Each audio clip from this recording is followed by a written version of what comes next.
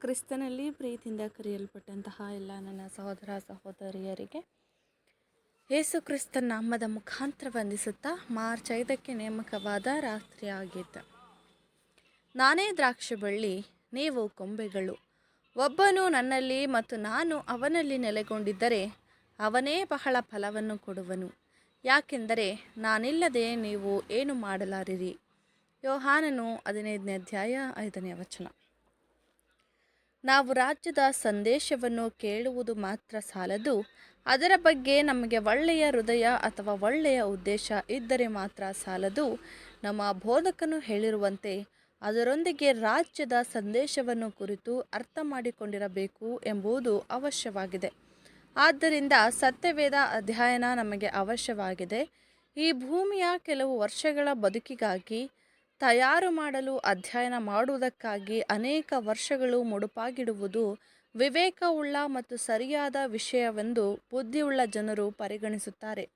ಹಾಗಾದರೆ ನಿತ್ಯ ಜೀವ ಮತ್ತು ರಾಜ್ಯದ ಆಶೀರ್ವಾದಗಳಿಗಾಗಿ ಇನ್ನೂ ಅಧಿಕ ಅಧ್ಯಯನ ಮಾಡಿ ನಾವು ತಯಾರಾಗುವುದು ಎಷ್ಟು ಸೂಕ್ತ ಎಂದು ಪರಿಗಣಿಸಬೇಕಾಗಿದೆ.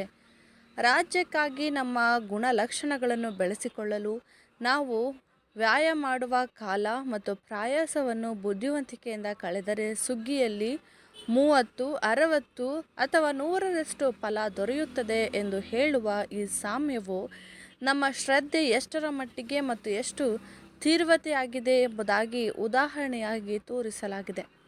ರಾಜ್ಯದಲ್ಲಿ ಅದರ ಪ್ರತಿಫಲವು ಅಷ್ಟೇ ಅಳತೆಯಲ್ಲಿರುತ್ತದೆ.